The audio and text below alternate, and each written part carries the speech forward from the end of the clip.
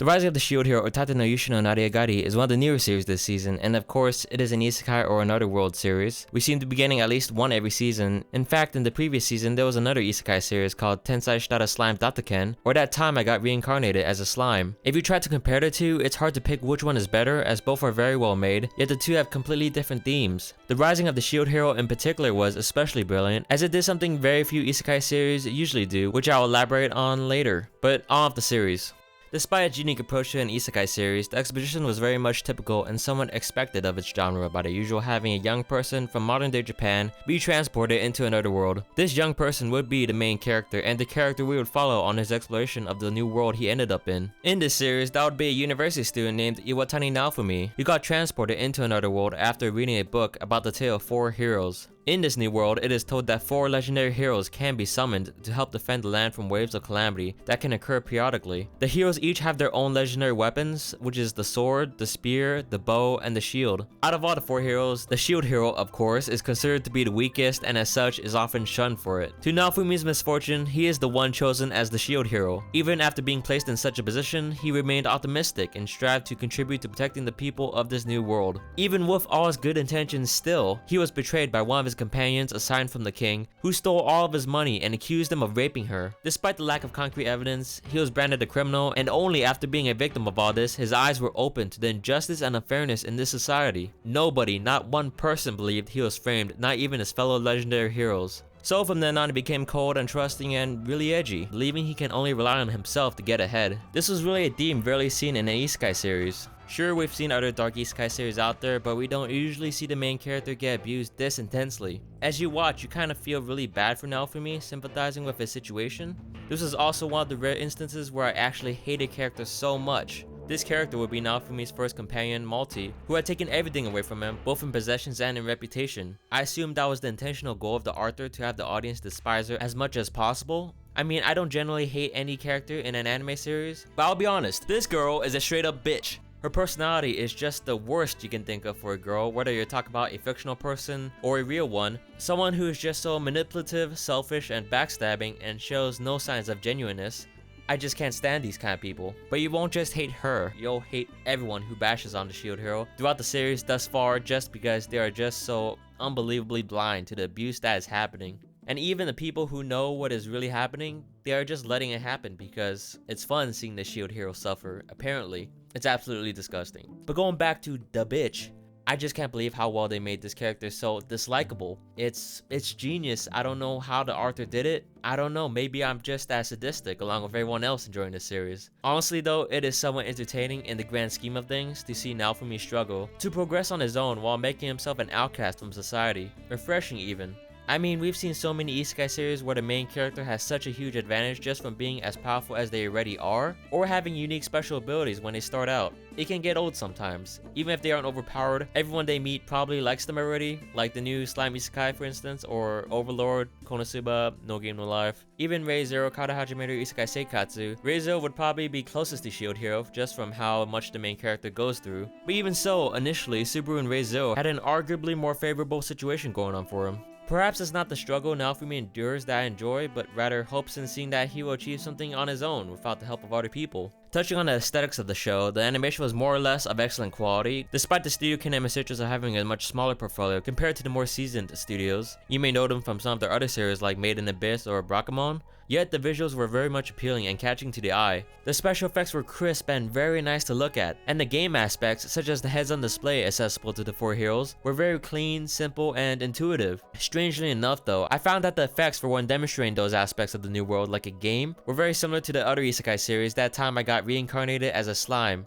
Or perhaps the effects in those series were very similar to that of the Rising of the Shield Hero. I was somewhat suspicious, but I guess no point in thinking about it too much, I suppose. The setting of the series does not have anything particularly distinguishing for an isekai series. It is very much typical of the genre, but what they did very well was how detailed and in-depth the powers and magic is in this fantasy world. The author who came up with this comprehensive system in this game-like world did a very good job in making everything feel like an actual RPG game. These game-like elements just make this series all the more enjoyable and immersive.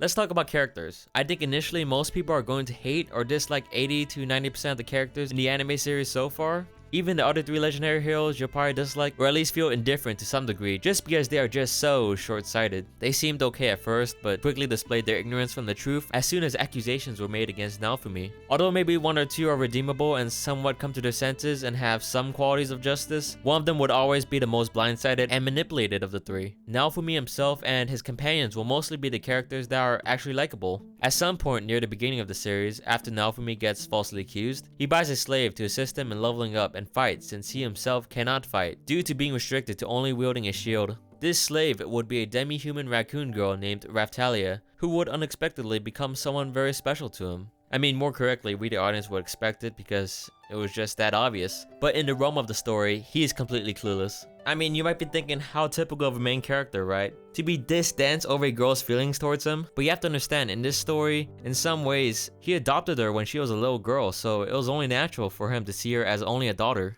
I think pretty much everyone will like her just because of her innocence and immeasurable loyalty towards Naofumi. In fact, the relationship between Naofumi and Raftalia is the core appeal to this series, in my opinion. There is a hint that Raftalia has romantic feelings for Naofumi, even though he firmly sees her as something of a daughter. But it's nice knowing that she'll only ever have eyes on Naofumi. Low-key though, their relationship subtly reminds me of the series Spice and Wolf. If you watched or read it, I'm sure you can put 2 and 2 together and see the stark similarities. But bluntly speaking, this series just can't exist if Raftalia wasn't in it.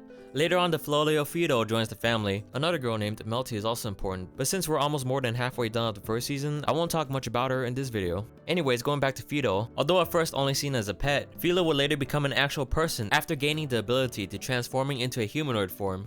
From this development, you can consider her the daughter of the family, something that Naofumi will deny, but nonetheless opens up Naofumi even more. For everyone else outside his party, he is kind of a jerk to pretty much everyone, at least in the outward appearances. Almost all the time so far, when he has helped someone, whether it be through a request or voluntarily becoming involved, he always demands some sort of monetary reward for his services. Everyone thinks he's an ass for doing this, even the viewers will think more of it because you see him do it repeatedly so often. Another reason he could be acting so greedy all the time is that he might think it is very necessary in order to survive the waves and to keep up with the other 3 heroes. Since unlike the 3 heroes, he does not have the monetary support and various resources provided by the kingdom, due to the king's practice of favoritism towards the heroes not wielding a shield. That being said, Naofumi is severely handicapped and is somewhat forced to coerce other people in order to progress and get stronger. Despite that, his intentions are still very much good, even better than the other 3 heroes who believe themselves to be self-righteous and heroic. He just doesn't care anymore what people think of him and most likely treats everyone very poorly so as not to get too close with anyone and to avoid repeating the same mistake of trusting someone too much like he did with mine, which is very much understandable. Just seeing Naofumi, Raftalia, and Fido become so dependent on each other and growing closer every episode makes the series worth watching in itself.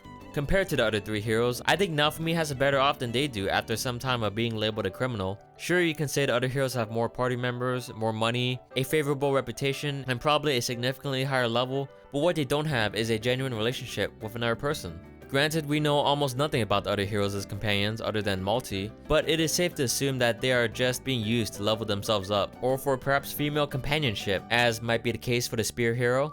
This shows the relationships they have are superficial and meaningless.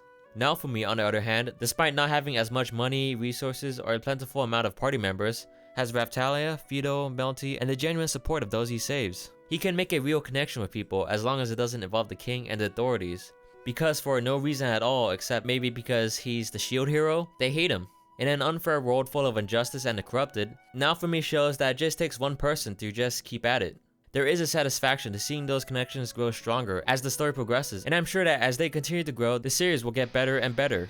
Overall, Tate no Yushin no Nareagari, or The Rising of the Shield Hero, is an excellent watch. For me, it's probably the most enjoyable series in the last 6 months, honestly. With the exception of My Hero Academia, of course. I mean, I gotta be somewhat realistic here. The 3rd season was just too amazing. But anyways, we've been seeing a ton of Isekai series get churned out like clockwork, so it's still hard to give any series that falls in that genre any significant praise nowadays. I'm pretty sure because there's just so much out there, people will think the genre itself is trash. Over the past few years, there have been just so many Isekai series out there. As I mentioned in one of my previous videos, some Japanese publishing companies even banned Isekai stories from some of their writing contests. That just shows how much of it there is. But I think it's safe to say this is a good exception, because this show really does have some unique traits as an Isekai. It's not overly complicated and cryptic either, making it very easy to follow and understand. So I recommend you watch The Rising of the Shield Hero. That is, if you aren't completely sick of isekais just yet. Hopefully this video was insightful to some of you, and for my subscribers out there, yes, I know I didn't make a video in quite a long time, but my computer's motherboard got fried, so I wasn't able to make videos for a while.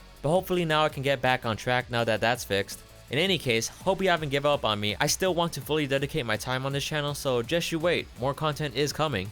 Anyways, thanks for watching my video. Be sure to subscribe and be sure to hit the bell button to be updated on new videos. Quick question for all of you. At this point in the series, who should Naofumi give more attention to? Fido or Raftalia? Answer should be obvious, by the way.